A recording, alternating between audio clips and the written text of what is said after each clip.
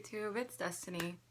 I am week, I want to say 77, post-op VSG or vertical sleeve gastrectomy. I had surgery on February 2nd, 2015 at Enloe Medical Center. My surgeon is Dr. Darren Ludwig with the North Valley Surgical Associates. High weight, 361, day of surgery, 342.6, and today I am 189.2. So my stall broke, which is nice, and I'm finally out of the 190s, which is super nice. I never thought,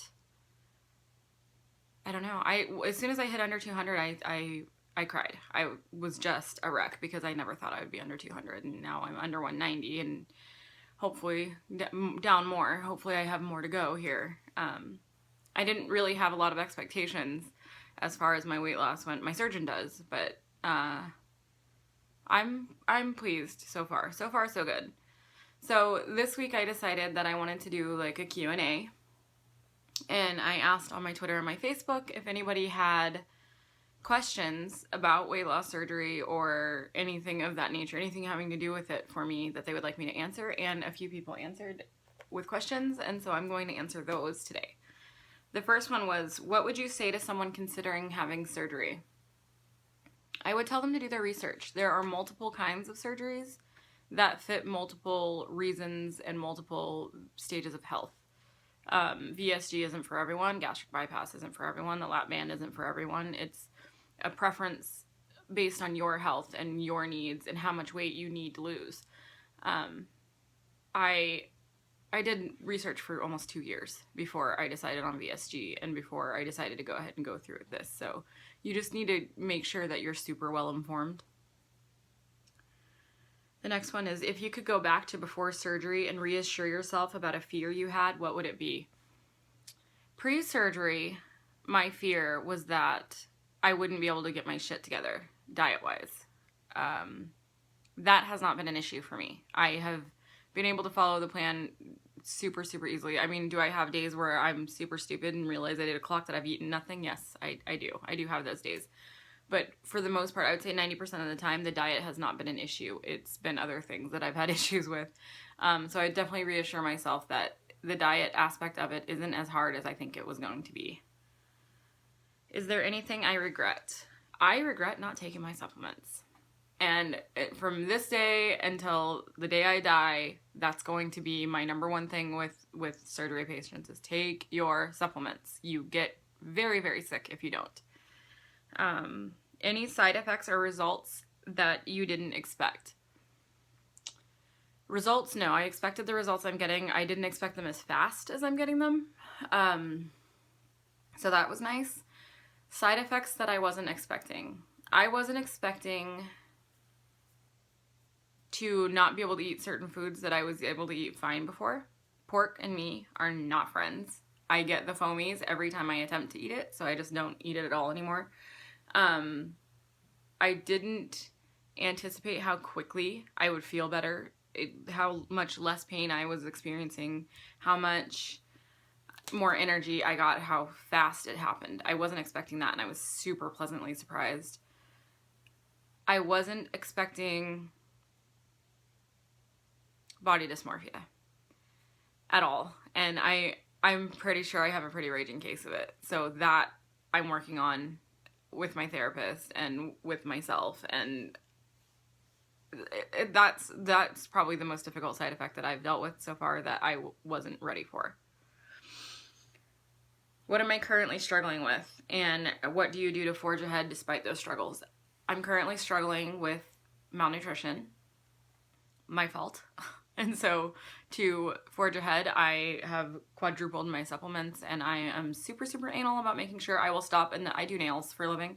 I'll stop in the middle of the set and take my iron if my alarm goes off. I have to.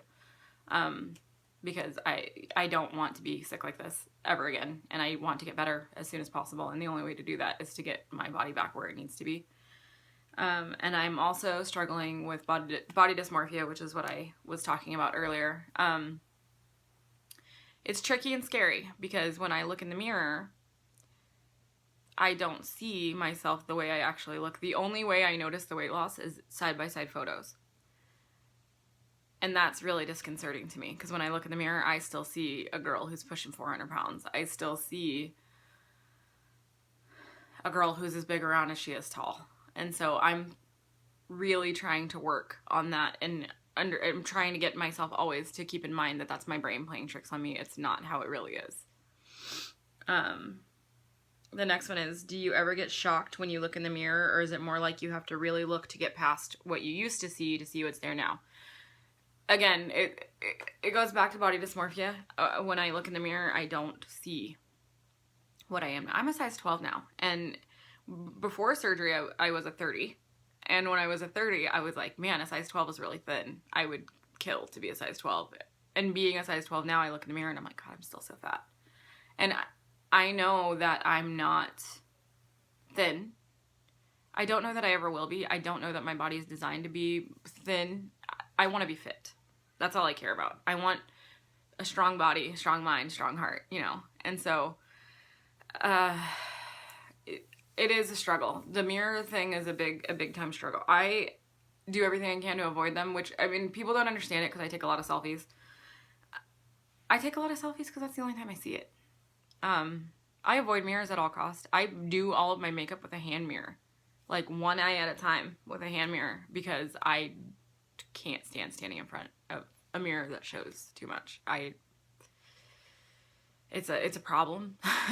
And I'm working on it. I'm trying to get through it and deal with it and be in a space where I'm comfortable looking at myself, and I'm just not there yet. I don't know if you guys notice when I film these videos, my eyes are always kind of off to the side. It's because I don't want to look at the image being reflected at me, and the only reason I do front facing is so that I know that I'm in frame, and I can see that through my peripheral, so I don't need to actually look.